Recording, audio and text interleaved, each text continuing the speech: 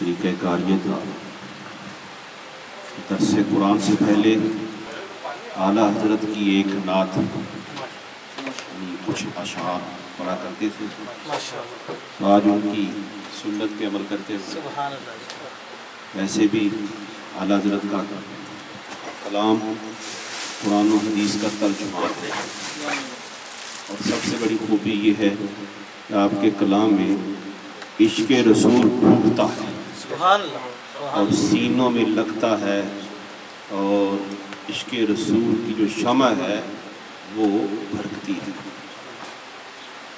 اور آپ کے کلام کا یہ بھی خاصہ ہے، سمجھ میں آئے یا نہ آئے سننے والا محسوس کرتا ہے کہ کوئی عاشق رسول کا عشق رسول میں کلام پڑھا جا رہا ہے۔ قرآن پاک جب اچھا قاری پڑھتا ہے تو سننے والے کو اس کے مفہوم کا پتہ نہیں ہوتا کہ اس کا مفہوم کیا ہے، لیکن قرآن کی یہ برکت ہے، اعجاز ہے قرآن کا کہ جو سنتا ہے وہ ماشاءاللہ سن کر محسوس ہوتا ہے اور سکون محسوس کرتا ہے، لطف اندوز ہوتا ہے۔ اسی طرح اعلیٰ حضرت کے کلام مشکل کلام ہے، زیادہ تر آپ نے عربی کے الفاظ، فارسی کے الفاظ اور اردو کے مشکل ترین الفاظ استعمال فرمائے۔ تو چونکہ آپ کا ٹائم بھی مختصر ہے، لیکن میں انشاءاللہ زیادہ ٹائم ہی لوں گا۔ خوشی پڑی صلی اللہ علیہ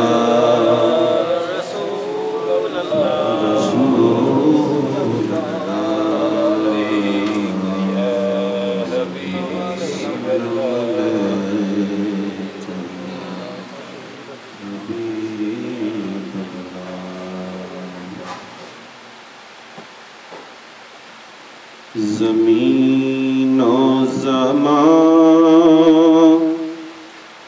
تمہارے لیے، مکین و مکان تمہارے لیے، زمین و زمان تمہارے لیے، مکین و مکان تمہارے لیے، جنین و چنا تمہارے لیے، بنے دو جہاں تمہارے لیے۔ سب مل کے پڑھے، جنین و چنا تمہارے لیے، بنے دو جہاں تمہارے لیے، دہن میں زبان تمہارے لیے، بدن میں ہے جان تمہارے لیے،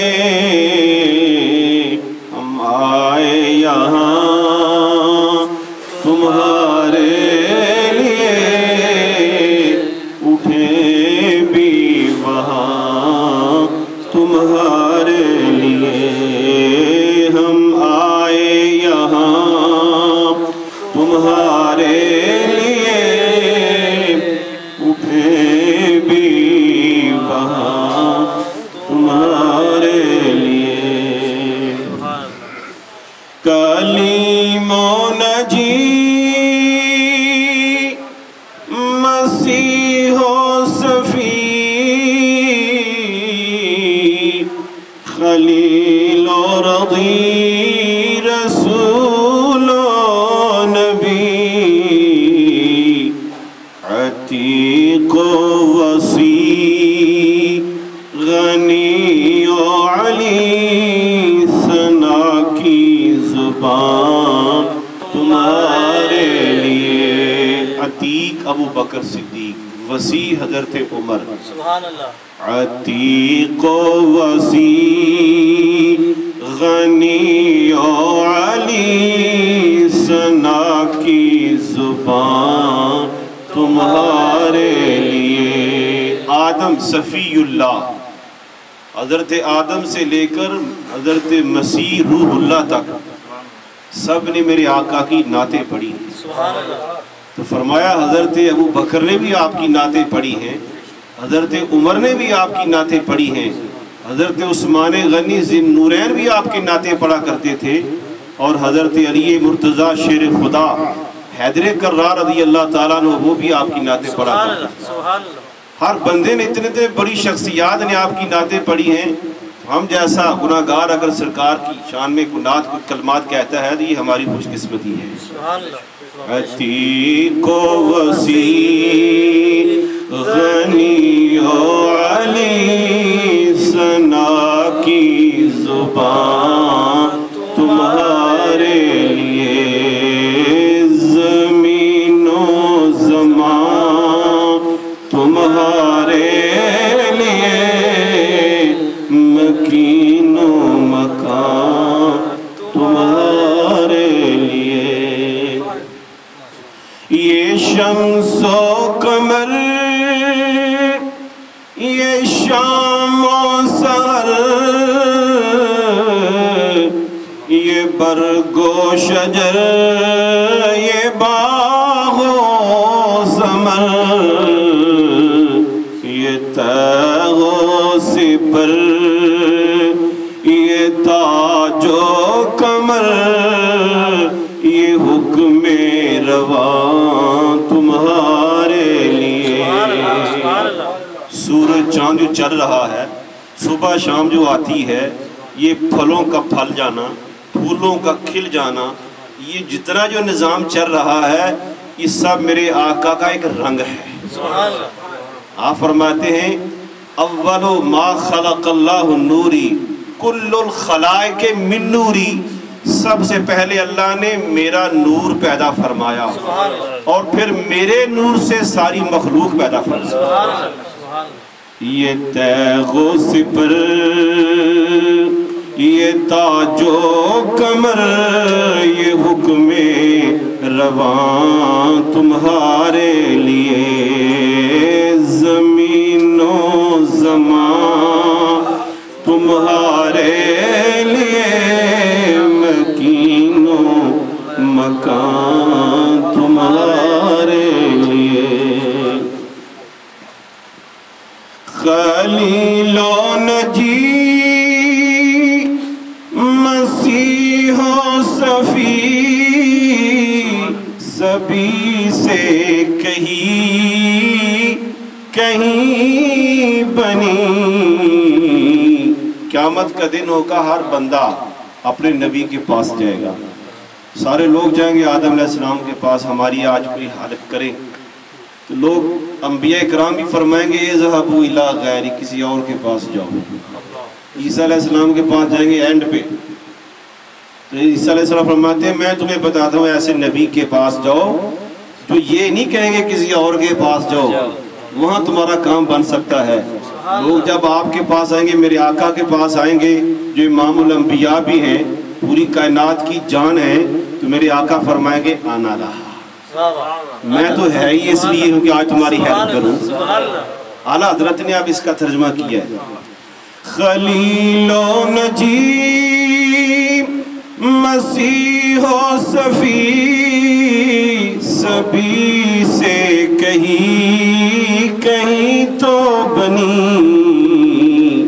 یہ بے خبری میں خلق پھری، کہاں سے کہاں تمہارے لیے، یہ بے خبری میں خلق پھری، کہاں سے کہاں تمہارے لیے، زمین و زمان تمہارے لیے، مکین و مکان۔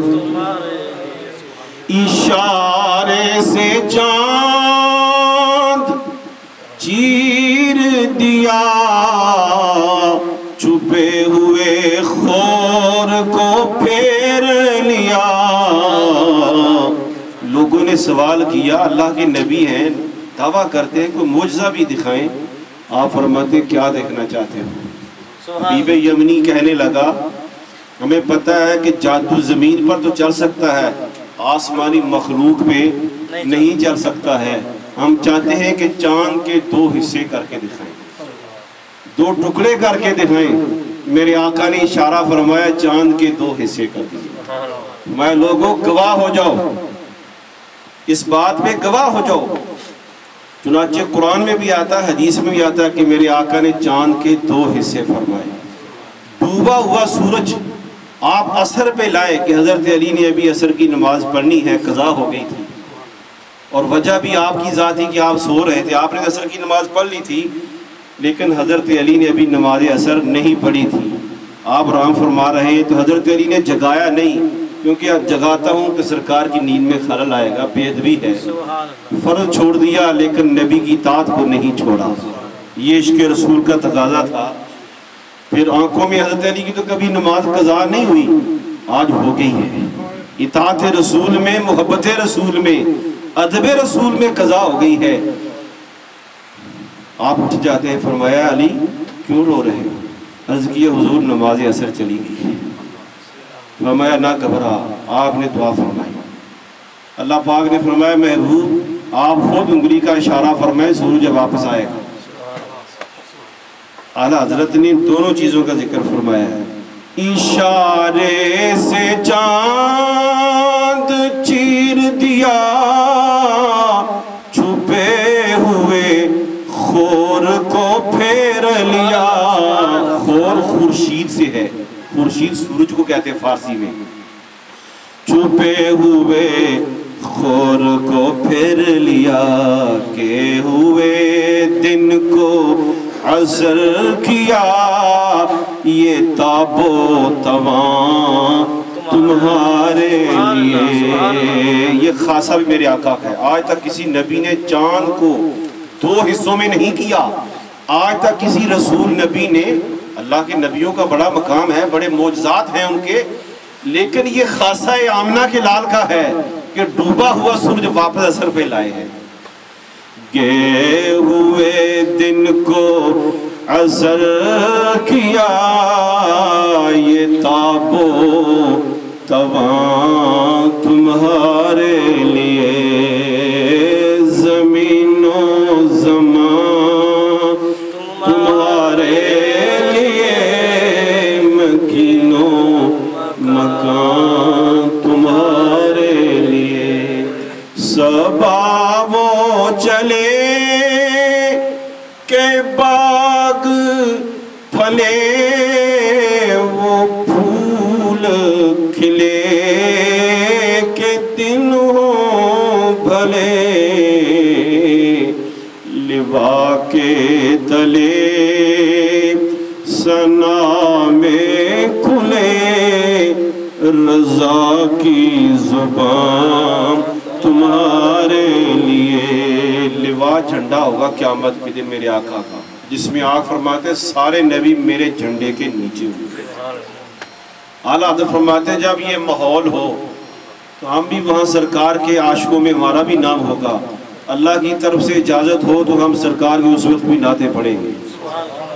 لوا کے تلے، تلے نیچے، لوا کے تلے ثنا میں کھلے، رضا کی زبان تمہارے لیے۔ ہم آئے یہاں تمہارے لیے، اٹھیں بھی وہاں تمہارے لیے۔ صلی اللہ علیہ وسلم۔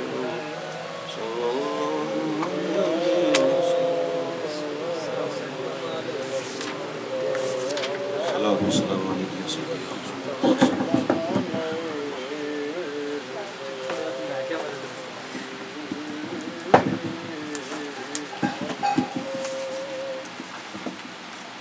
بسم اللہ الرحمن الرحیم۔ لیس البر ان تولوا وجوہکم قبل المشرق والمغرب ولكن البر من آمن بالله واليوم الآخر والملائكة والكتاب والنبيين وآتى المال على حبه ذوي القربى واليتامى والمساكين وابن السبيل والسائلين وفي الرقاب وأقام الصلاة وآتى الزكاة والموفون بعهدهم إذا عاهدوا والصابرين في البأساء والضراء وحين البأس أولئك الذين صدقوا وأولئك هم المتقون يا أيها الذين آمنوا كتب عليكم القصاص في القتلى الحر بالحر والعبد بالعبد والأنثى بالأنثى ومن عفي له من أخيه شيء فاتباع بالمعروف وأداء إليه بإحسان ذلك تخفيف من ربكم ورحمة فمن اعتدى بعد ذلك فله عذاب أليم ولكم في القصاص حياة يا أولي الألباب لعلكم تتقون كتب عليكم إذا حضر أحدكم الموت إن ترك خيرا الوصية للوالدين والأقربين بالمعروف حقا على المتقين فمن بدله بعدما سمعه فإنما إثمه على الذين يبدلونه إن الله سميع عليم فمن خاف من موص جنفا أو إثما فأصلح بينهم فلا إثم عليه إن الله غفور رحيم. سبحان اللہ.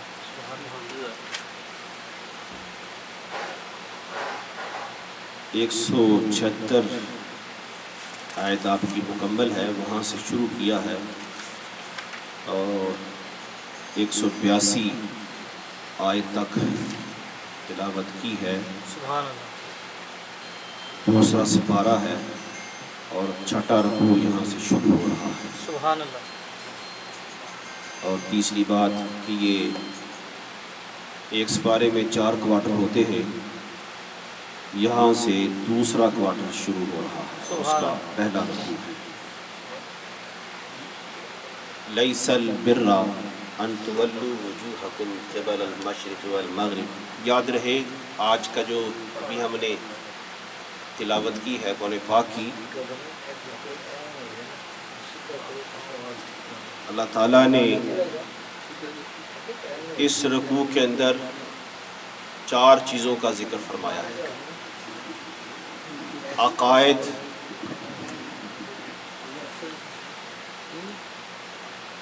اسلام کی 4 چیزیں کثرت سے بیان کی جاتی ہیں. عقیدہ،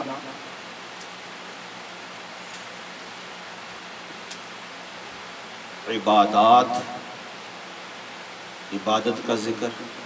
عبادات کون کون سی ہیں؟ معاملات، ایک دوسرے کے ساتھ حسن سلوک کرنا، یہ معاملات ہیں. اور چوتھی بات ہے اخلاقیات، ایک دوسرے کے حق کے بارے میں خیال رکھنا، یہ اخلاقیات ہے. آج جو ہم نے رکوع پڑھا ہے اس کے اندر 4 چیزوں کا ذکر ہے. سبحان اللہ. سب سے پہلے عقیدے کے بارے میں اللہ پاک نے فرمایا ہے کہ ہر عمل کی بنیاد عقیدہ ہے. اگر عقیدہ صحیح نہیں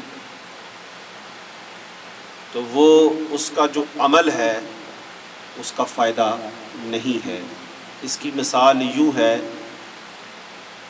درخت ہے، درخت کی اگر جڑ کٹی ہوئی ہے تو اس کے پتے نہیں ہوں گے، سبزہ نہیں ہوگا، پھل نہیں ہوگا. درخت پھلے گا نہیں، پھولے گا نہیں، بڑھے گا نہیں، بلکہ سوکھ جاتا ہے جس کی جڑ کٹی ہوئی ہے.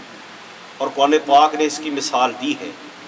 وہ مومن کی مثال ایسے ہے جیسا کہ اس درخت کی طرح کہ جس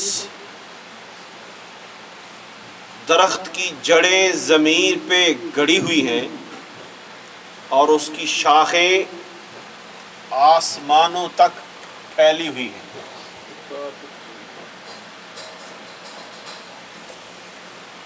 एसी का प्रॉब्लम आ रहा है।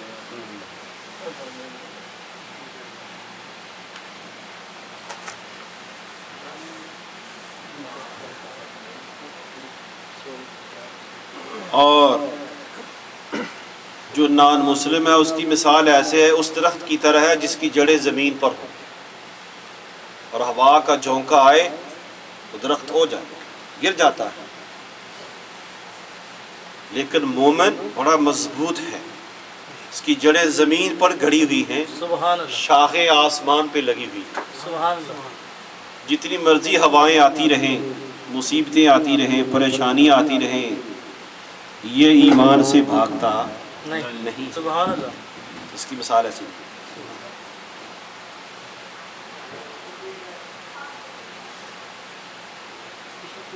تو سب سے پہلے عقیدے کا ذکر ہے آیت میں، پہلی آیت کے اندر۔ آپ صفت ایمان مفصل آپ سنتے ہوں گے بچوں سے، آپ نے ماشاءاللہ جب بچپن کا زمانہ ہوگا آپ نے بھی صفت ایمان مفصل یاد کی ہوگی۔ آمنت باللہ وملائکتہ وکتبہ ورسلہ والیوم الآخر والقدر خیرہ وشرہ من اللہ تعالی والبعث بعد الموت۔ یہ صفت ایمان مفصل ہے، اس کا ذکر کہاں سے ہے؟ یہ قرآن کی جو آیت آج آپ نے پڑھی ہے، سنی ہے، اس میں آتا ہے ذکر۔ تو ایمان بنیادی چیز ہے، اگر عقیدہ اور ایمان صحیح نہیں تو نماز کا، روزے کا، زکوٰۃ کا، خیرات کا، معاملات کا، جتنے بھی آپ اچھے کام کرتے ہیں اس کا کوئی فائدہ نہیں ہے۔ اس کی مثالیں بے شمار ہیں۔ اس لیے اپنے نظریات، اپنے خیالات اللہ کے بارے میں، رسول کے بارے میں، رسول کے صحابہ کے بارے میں، اور آپ کے جتنے متعلقین اولیاء اللہ ہیں، قیامت تک جو لوگ ہوں گے، ان کے بارے میں عقیدہ خیال رکھنا صحیح اور ضروری ہے۔ اگر عقیدہ صحیح نہیں تو پھر کچھ بھی نہیں، جیسا کہ میں نے پہلے عرض کر دیا ہے۔ اسی کا ذکر قرآن پاک کر رہا ہے۔ جب آپ نے 16 یا 17 مہینے بیت المقدس کی طرف منہ کر کے نماز پڑھی تو یہودی کہنے لگے پہلے آپ بیت المقدس کی طرف منہ کر کے نماز پڑھتے تھے، آپ ادھر شروع ہو گئے ہیں۔ حالانکہ بیت المقدس کی طرف منہ کرنا بڑی نیکی ہے، بڑا ثواب ہے، بڑا اعزاز ہے۔ تو اللہ پاک نے اس کا جواب یہ دیا کہ محبوب ایسے لوگوں سے کہہ دیں، فرما دیں کہ لیس البر ان تولوا وجوہکم قبل المشرق والمغرب، مشرق اور مغرب کی طرف منہ کرنا ہی صرف نیکی نہیں، بلکہ نیکی کی بنیاد یہ ہے کہ اللہ پر ایمان لاؤ، آخرت کے دن پر ایمان لاؤ، فرشتوں پر ایمان لاؤ، تمام کتابوں پر ایمان لاؤ اور تمام نبیوں پر ایمان لاؤ۔ سبحان اللہ، یعنی پہلے عقیدہ تو درست کرو، یہ اصل نیکی ہے۔ باقی مشرق و مغرب کی طرف منہ کرنا صرف اسی نیکی پر انحصار نہ کریں، پہلے بنیاد رکھیں، تو پھر جہاں اللہ فرماتا ہے، رسول فرماتا ہے، پھر اس طرف منہ کر کے نماز پڑھو۔ اب چونکہ اللہ نے فرما دیا ہے کہ فَوَلِّ وَجْهَكَ شَطْرَ الْمَسْجِدِ الْحَرَامِ، محبوب اب بیت المقدس کی طرف منہ کر کے نماز نہیں پڑھنی ہے، اب مسجد حرام کی طرف منہ کر کے نماز پڑھنی ہے۔ اب حکم رب آ گیا ہے، لہٰذا اب بیت المقدس کی بجائے مسجد حرام کی طرف منہ کر کے نماز پڑھی جائے گی۔ دوسری بات یہ ہے کہ یہ اللہ نے فرمایا ہے اور اللہ کا رسول فرما رہا ہے، تو اسی کا ذکر فرمایا لیس البر، صرف یہی نیکی نہیں کہ ان تولو، کہ منہ کیا جائے، تولو پھیرا جائے، وجوہکم اپنے چہرے کو، قبل المشرق، قبل کہتے ہیں طرف کو، مشرق کی طرف، والمغرب اور مغرب کی طرف، ولکن البر، اصل نیکی یہ ہے کہ من آمن باللہ، وہ شخص جو ایمان لایا اللہ پر، والیوم الآخر، اور آخرت کے دن پر، والملائکۃ، اور فرشتوں پر، والکتاب اور کتابوں پر، والنبیین اور تمام نبیوں پر.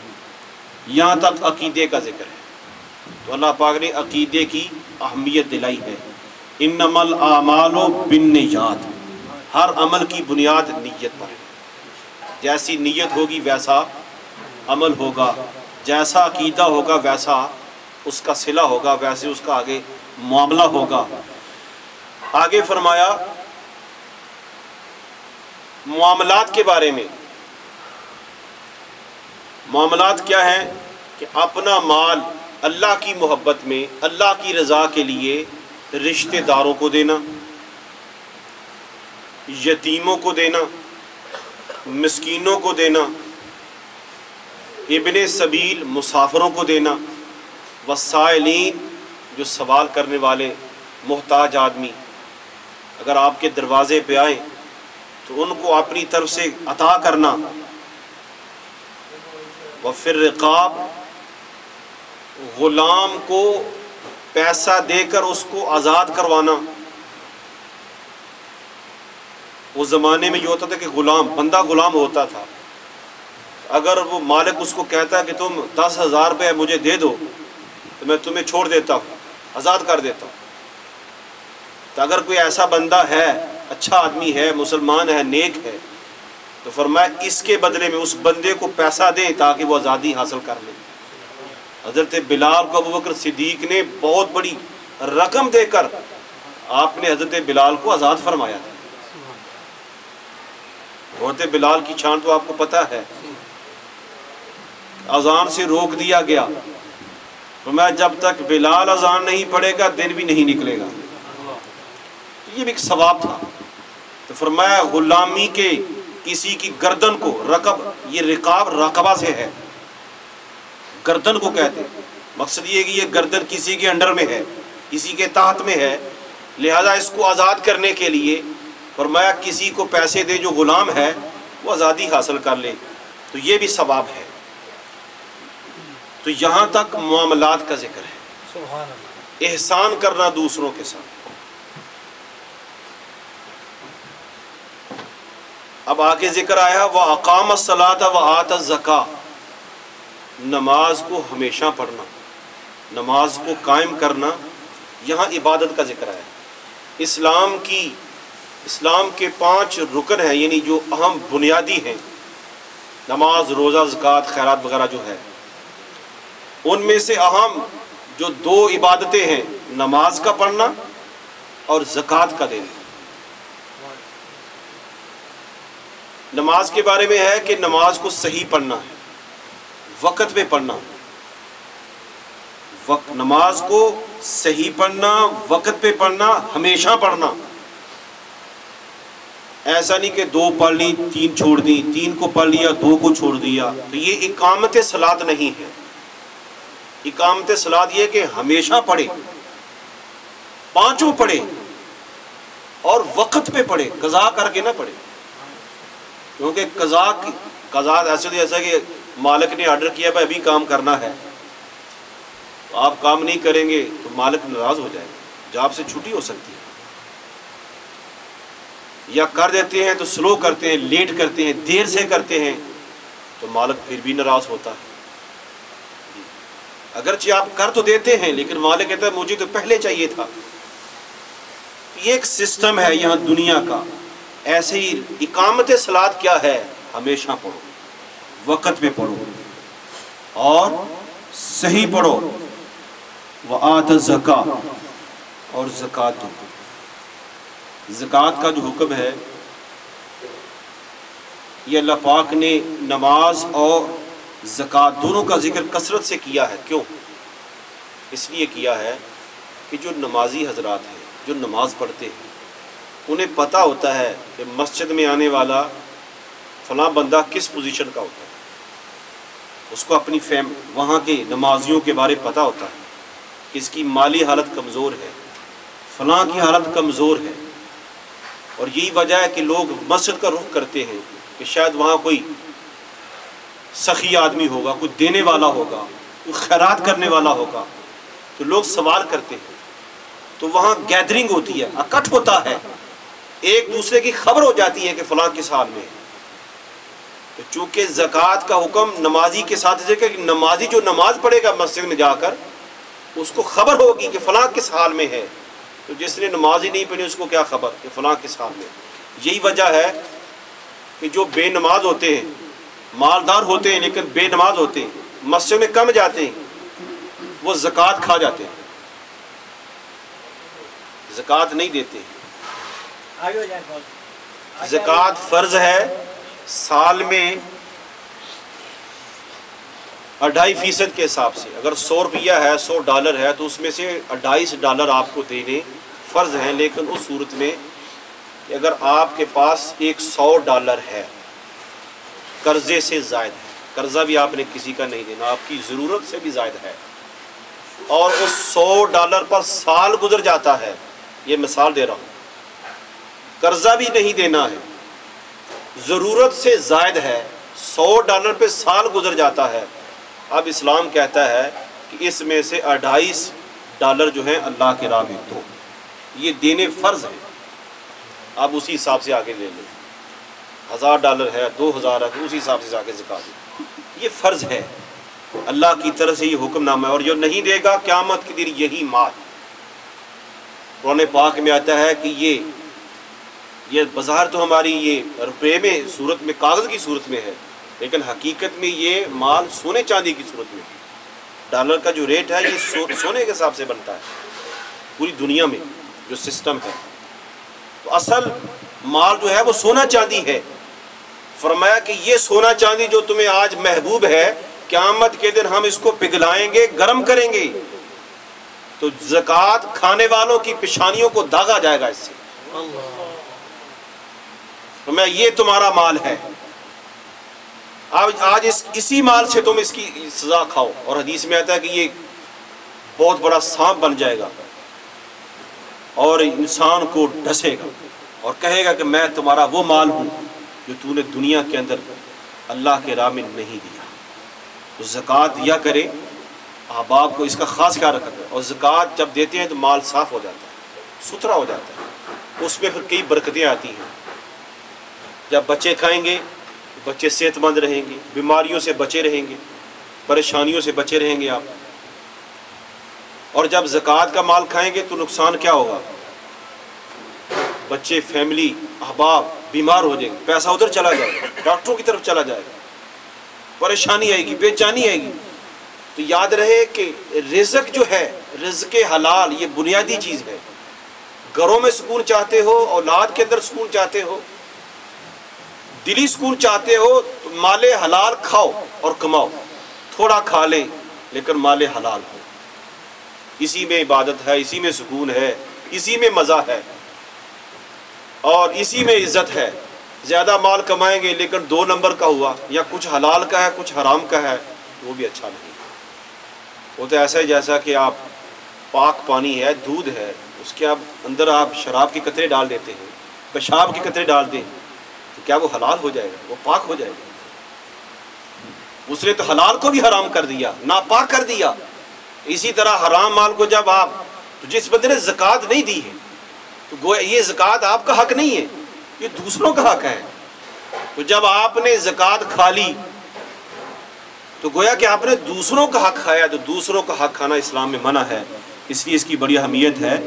یہ وَأَقَامَ الصَّلَاةَ وَآتَى الزَّكَاةَ، یہ عبادات میں سے ہے، نماز کو قائم کرو ہمیشہ سے اور زکوٰۃ بھی دو۔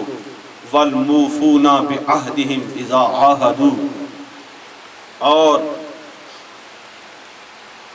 اپنا وعدہ پورا کرو، اذا عاہدوا، جب تم کسی سے معاہدہ کر لو، کسی سے وعدہ کر لو تو اس وعدے کو بھی پورا کرو۔ سبحان اوفو بالعہد ان العہد کان مسئولا، وعدے کو پورا کرو، قیامت کے دن وعدے کے بارے میں پوچھا جائے۔ وعدہ خلافی کرنا یہ منافق کی نشانی ہے، میرے آقا فرماتے ہیں۔ منافق جب بھی بولے گا، بات کرے گا تو جھوٹ بولے گا، اس کے پاس امانت رکھی جائے گی تو خیانت کرے گا، وعدہ کرے گا تو وعدہ خلافی کرے گا، یہ منافقوں کے طریقہ ہے۔ مومن کی شان یہ نہیں ہے، مومن کی شان یہ ہے جب بھی بات کرے تو سچی بات کرتا ہے، اور اگر اس کے پاس امانت رکھی جائے تو اس کی حفاظت کرتا ہے، اور اگر کوئی وعدہ کرتا ہے کسی مسلمان بھائی کے ساتھ تو اس کو وہ پورا کرتا ہے۔ 3 and 48 والصابرین فی الباساء، وہ کر رہے ہیں اور وہ صبر کرنے والے فی الباساء، کوئی کہن دو مصیبت میں، باسا کہتے ہیں باس کو، مصیبت کے وقت صبر کرتے ہیں، والضراء، سختی کے وقت، مصیبت اور سختی میں صبر کا دامن نہیں چھوڑتے ہیں۔ یاد رہے صبر یہ ایک بہت بڑا عمل ہے۔ زندگی کے اندر 2 اصول ہونے چاہیے انسان کے، اور 2 اصول قرآن نے پیش کیے ہیں، ایک ہے شکر اور ایک ہے صبر۔ شکر کیا ہے؟ نعمت ملے، اللہ کی کوئی نعمت ملے تو اس پہ شکر کیا جائے۔ آنکھ نعمت ہے، ہاتھ نعمت ہے، زبان نعمت ہے، گویائی بولنا نعمت ہے، رزق حلال، یہ چلنا پھرنا، صحت، یہ سب اللہ کی نعمتیں ہیں۔ تو جب اللہ کی نعمتوں سے فائدہ اٹھاؤ تو اس کے بعد شکر کرو، اور ان سب نعمتوں کا بہترین شکرانہ کیا ہے؟ نماز۔ سبحان اللہ۔ اللہ کے بتائے ہوئے احکام جو ہے اس پہ عمل کرنا یہ شکر ہے۔ اور اگر اس دوران دنیا ہے، دنیا میں کئی مسائل آتے ہیں، اولاد کی پریشانی ہے، فیملی کی پریشانی ہے، جسمانی والے سے معاملات ہیں، مالی والے سے پریشانی ہے، تنگی ہے، تو فرمایا کہ دل برداشتہ نہ ہو، کیونکہ دل برداشتہ ہو جانا، مایوس ہو جانا، یہ گناہ ہے۔ لا تقنطوا من رحمت اللہ، سبحان اللہ۔ اللہ کی رحمت سے نا امید نہ ہو۔ اللہ خود وعدہ فرما رہا ہے، ہمت کر، دلیری سے کام لے۔ تو اللہ پاک فرماتے ہیں جب تو صبر کرے گا مصیبت کے وقت، آخر میں فرمایا وحین الباس، اور جہاد کے وقت صبر کرے گا، اولئک الذین صدقوا، فرمایا کہ یہ نماز پڑھنا، زکوٰۃ دینا، وعدے کا پورا کرنا، سختی اور تنگی کے وقت صبر کرنا، اولئک الذین صدقوا، یا اس سے جو پچھلی خوبیاں آئی ہیں، یتیموں کو اپنا مال دینا اللہ کی محبت میں، مسافروں کی مدد کرنا، سائلین کی مدد کرنا، اللہ پر ایمان لانا، کتابوں پر ایمان لانا، رسول اللہ سے محبت کرنا، یہ ساری چیزیں کس کی خوبیاں ہیں؟ فرمایا اولئک الذین صدقوا، یہ سچے لوگوں کی خوبیاں ہیں۔ سبحان اللہ، سبحان اللہ۔ یہی لوگ سچے ہیں، قرآن فرما رہا ہے اولئک الذین صدقوا، یہی لوگ سچے ہیں، واولئک هم المتقون، یہی لوگ نیک اور پرہیزگار۔ سبحان اللہ۔ گویا آپ اللہ کے مخاطب ہیں۔ ماشاءاللہ یہ ساری خوبیاں مسلمان کے اندر پائی جاتی ہیں، اور مسلمان ان سب نعمتوں کا مستحق کیا ہے کہ اللہ پاک خوشخبری دے رہا ہے کہ تم سچے ہو اور تم ہی نیک لوگ ہو۔ اور جو نیک لوگ ہیں اللہ پاک فرماتے ہیں کہ جو نیک لوگ ہوتے ہیں واللہ یحب المتقین، اللہ نیک لوگوں سے محبت فرماتا ہے۔ سبحان اللہ۔ نیک لوگوں کے بارے فرمایا کہ نیک لوگ جو ہوں گے وہ اللہ کی رحمتوں میں ہوں گے، اللہ کے کرم میں ہوں گے، اللہ کے انعامات میں ہوں گے۔ اللہ کے انعامات کیا ہیں کہ قیامت کے دن اللہ پاک ایسے بندوں کو جنتوں میں داخل فرمائے گا جس کے نیچے نہریں بہتی ہیں، اور اس کے اندر وہ ہمیشہ ہمیشہ رہیں گے۔ دنیا کی زندگی فانی ہے، آخرت کی زندگی فانی نہیں ہے، آخرت کی نعمتیں بھی فانی نہیں ہیں۔ دنیا کی نعمتیں فنا ہو جائیں گی لیکن آخرت کی نعمتیں فنا نہیں ہوں گی۔ آخرت کی زندگی لا فانی ہے، اس میں آپ ہمیشہ رہیں گے۔ کوشش کریں اس فانی زندگی کی وجہ سے آخرت نہ خراب ہو، کیونکہ فانی کی وجہ سے لا فانی خراب ہو یہ کوئی عقل مندی نہیں ہے۔ اللہ پاک فرماتے ہیں یہی نیک لوگ ہیں، پرہیزگار لوگ ہیں جن کے اندر یہ خوبیاں پائی جاتی ہیں۔ آگے ذکر آ رہا ہے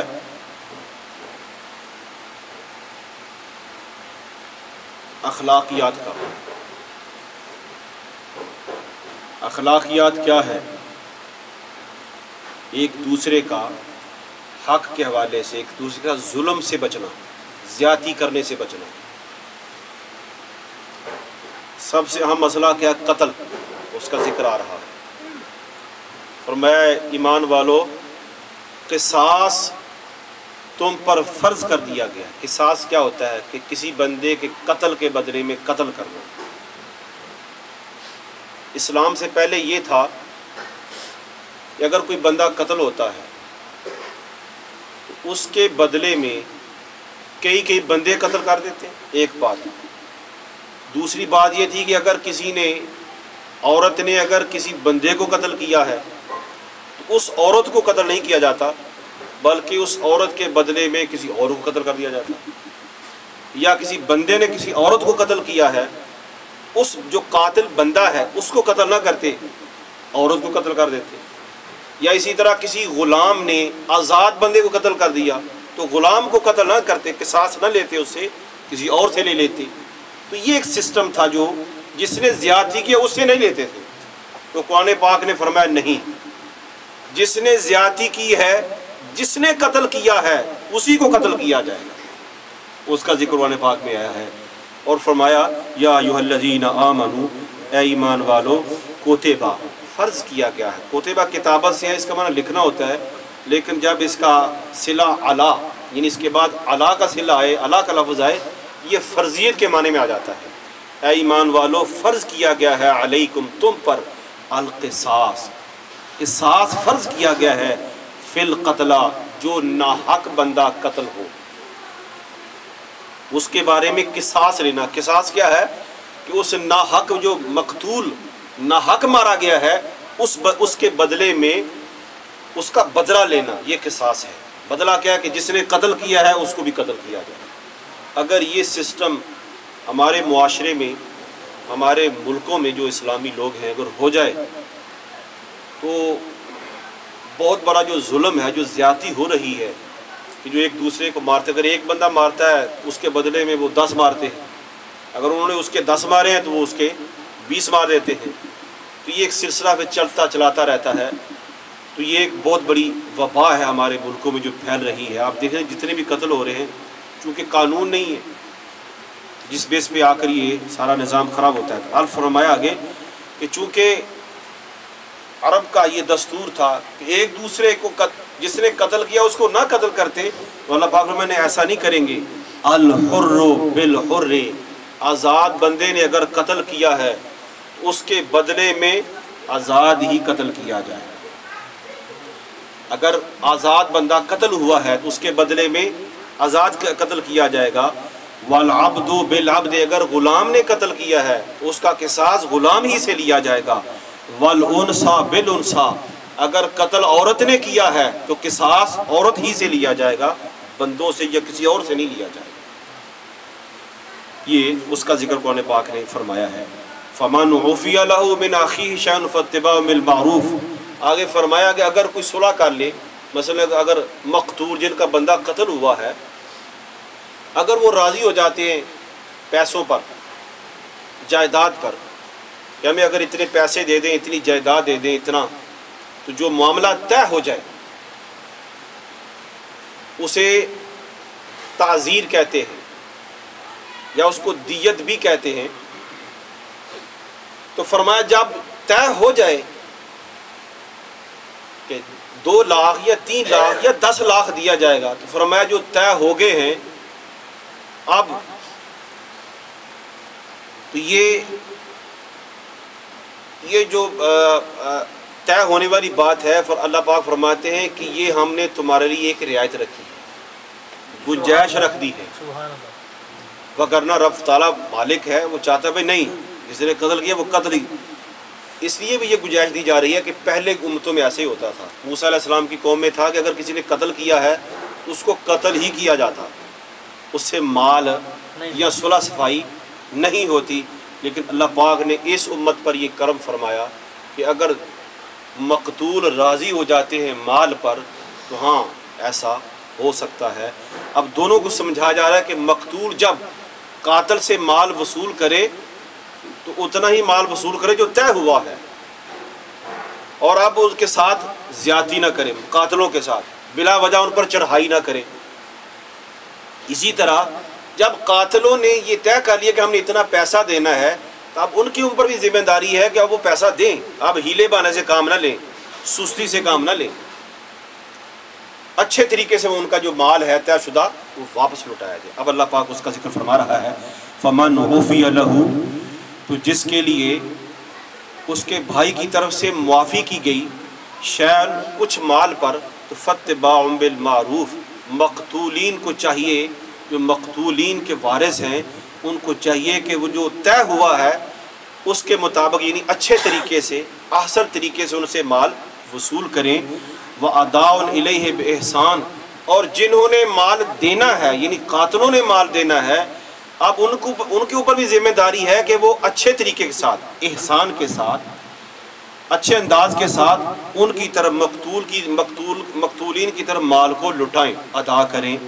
ذالک تخفیف من ربکم ورحمہ، فرمایا کہ یہ تخفیف ہے، یہ اللہ نے نرمی اختیار کی ہے، یہ نرمی ہے من ربکم، تمہارے رب کی طرف سے، ورحمۃ، اور اللہ کا یہ کرم ہوا ہے، وگرنہ اللہ چاہتا تو فرماتا کہ نہیں، قاتل نے اگر قتل کیا ہے تو اس کو قتل کیا جائے، لیکن چونکہ اللہ نے یہ مہربانی فرمائی ہے کہ اگر تم آپس میں صلح کر لیتے ہو تو چلو ٹھیک ہے اپنا معاملہ حل کرو۔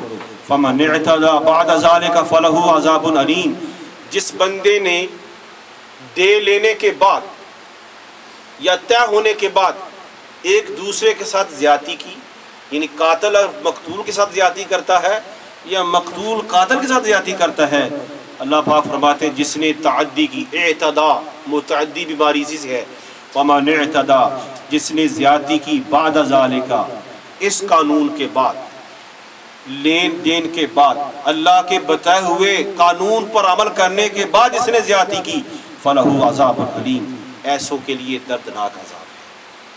وَلَكُمْ فِي الْقِصَاصِ حَيَاةٌ يَا أُولِي الْأَلْبَابِ لَعَلَّكُمْ تَتَّقُونَ۔ اب یہاں بتایا جا رہا ہے کہ یہ قصاص کیوں نافذ کیا ہے، یہ اللہ نے قانون کیوں نافذ کیا قصاص والا؟ فرمایا اس میں تمہارے لیے بہتریاں ہیں۔ بہتریاں کیا ہیں؟ کہ جب آپ ایک بندہ ظالم ہے جو قتل کرتا ہے، اور آج کل ایسے ہی ہوتا ہے کہ وہ پیسے دے کر باہر پھرتے ہیں گھومتے ہیں، تو جو مقتول غریب آدمی ہوتا ہے اس کا کوئی پوچھنے والا نہیں ہوتا ہے، ظاہر قانون اس پہ عمل نہیں کرتا ہے۔ تو جب ایسا نہیں ہوگا تو پھر کیا ہوگا کہ جس نے قتل کیا ہے اس کا دل اور بڑھے گا، اب اس نے آج ایک قتل کیا ہے تو وہ کل کسی اور کو بھی قتل کر سکتا ہے، اگر آج اس نے ظلم کیا تو کل کسی اور کے ساتھ بھی زیادتی کر سکتا ہے۔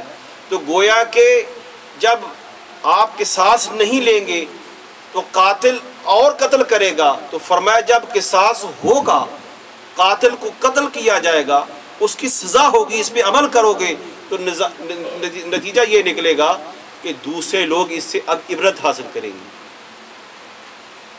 جب قاتل کو پھانسی پہ لٹکائیں گے یا اس کے بدلے میں قتل کر دیا جائے گا تو پھر کوئی دوسرا بندہ جرأت نہیں کرے گا، اس کے سامنے اس کو اس ذہن میں ہوگا کہ اگر میں نے بھی یہ کام کیا تو مجھے بھی قتل کیا جائے گا، پھر مجھے بھی جینے کا حق نہیں ہوگا۔ اور آج دیکھ لیں جن ملکوں کے اندر یہ قانون ہے وہاں یہ جو زیادتی ہے اس کی شرح بہت کم ہے، ہمارے ملک میں یہ عمل نہیں ہے، اس کا رزلٹ آپ کے سامنے ہے، ہاں جی۔ اور یہ قرآن کا جو قانون ہے اس پہ عمل نہ ہونے کی وجہ سے ایک بندہ کئی بندوں کو قتل کر رہا ہے اور ظلم کر رہا ہے۔ اللہ تعالیٰ سے دعا ہے کہ اللہ پاک ہمارے ملکوں کو یہ قانون، جو اللہ کے پاک کا جو قانون ہے، اللہ جو قرآن کا قانون ہے، یہ ہمیں عطا فرمائے، اس پہ عمل کی عطا فرمائے۔ اگر اللہ پاک فرماتے ہیں وَلَكُمْ فِي الْقِصَاصِ، فرمایا تمہارے لیے قصاص میں کیا ہے؟ حیات، زندگی ہے، تمہارے لیے اچھا جینا ہوگا، اچھی زندگی ہوگی اگر قصاص پہ عمل کرو گے۔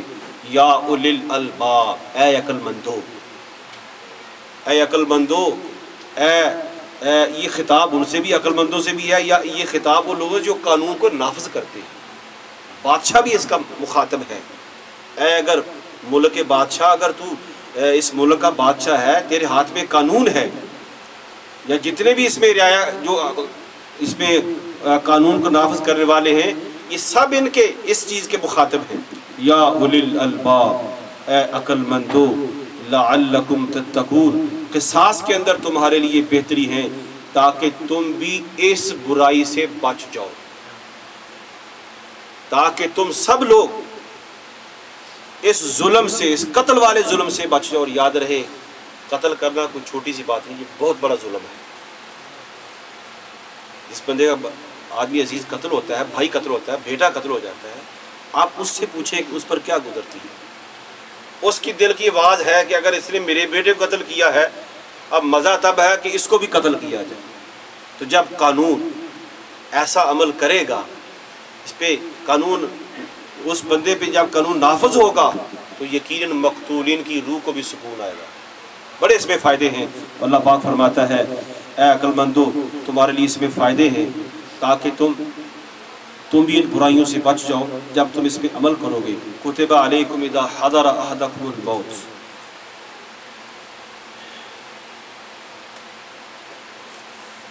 اب یہاں ذکر کیا جا رہا ہے کہ جب موت کا وقت قریب آتا، جب آخری وقت انسان کا آتا، تو ہوتا یہ کہ جو مرنے والا ہے وہ ایسے بندے کو اپنے مال کا وارث بنا دیتا جو اس کا مستحق نہیں ہوتا۔ ایسے زیادتی ہوتی، مثلا بیٹا حقدار ہے، اولاد حقدار ہے، بیوی حقدار ہے، والدین حقدار ہیں، تو وہ ہوتا یہ کہ وہ مال بجائے ان کے لیے وصیت کرنے کی بجائے کسی دوسروں کے نام پہ وہ ٹرانسفر کر دیتا یا رفاہی کاموں میں وہ لگا دیتا، تو جو حقدار ہیں وہ ان کا حق رہ جاتا۔ تو اللہ پاک نے فرمایا کہ جب تمہارے پاس موت کا وقت قریب آئے تو تم نے کیا کرنا ہے کہ جو تم نے مال چھوڑا ہے اس مال کی وصیت کرو کہ یہ مال میرے والدین کے لیے اتنا دے دیا جائے، فلاں جو میرے رشتہ دار ہیں ان کے لیے اتنا دیا جائے۔ تو اللہ کی طرف سے پھر یہ حکم آیا کہ تم نے مرنے سے پہلے یہ وضاحت کرنی ہے کہ والدین کا اتنا حق ہوگا، بچوں کا اتنا ہوگا، فلاں رشتہ داروں کا اتنا ہوگا۔ اچھا، یہ حکم پہلے تھا کہ مرنے کے وقت یہ آپ نے وصیت کرنی ہے، لیکن بعد میں اللہ پاک نے تفصیل کے ساتھ سورہ نساء میں 34 سپارے میں تفصیل کے ساتھ ذکر کر دیا ہے کہ اولاد کا یہ حصہ ہوگا، والدین کا یہ حصہ ہوگا، بیوی کا یہ حصہ ہوگا، فلاں رشتہ دار ان کا اتنا حصہ ہوگا۔ یہ تفصیلی مسائل سورہ نساء میں آتے ہیں۔ تو اب کوئی بندہ وصیت نہیں کرے گا مرنے سے پہلے۔ نبی علیہ السلام نے فرمایا کہ اب کوئی بندہ وصیت نہیں کر سکتا ان لوگوں کے بارے میں جن کے حصے قرآن نے بیان کر دیے ہیں۔ مثلا اولاد کا حصہ قرآن نے بیان کر دیا ہے، بیوی کا حصہ قرآن نے بیان کر دیا ہے، والدین کا حصہ قرآن نے بیان کر دیا ہے۔ لہٰذا جن کے حصے قرآن نے بیان کر دیے ہیں، اب کوئی مرنے والا ان کے حصے کا ذکر کر ہی نہیں سکتا، چونکہ اللہ نے بیان فرما دیا۔ اور دوسری سرکار نے یہ فرمایا کہ آپ نے جو چھوڑا ہے تم نے مال، اس میں جو 3 حصے، 3/3 حصے سے زیادہ وہ آپ وصیت نہیں کر سکتا۔ وصیت کر سکتا ہے وہ ان لوگوں کے لیے جن کا حصہ قرآن نے بیان نہیں کیا ہے، لیکن کتنا وصیت کر سکتا ہے؟ فرمائے 1/3 کے حساب سے کر سکتا ہے۔ اس میں مال کے 3 حصے کیے جائیں گے، $100 ہے،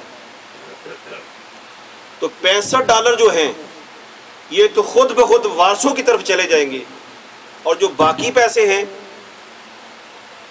اس میں سے وہ وصیت کر سکتا ہے کہ میرا اتنا پیسہ جو ہے مسجد کو دے دیا جائے، اتنا ہاسپٹل کو دے دیا جائے، اتنا فلاں آدمی غریب آدمی ہے اس کو دے دیا جائے، اس سے فلاں کام کر دینا، فلاں کام کر دینا۔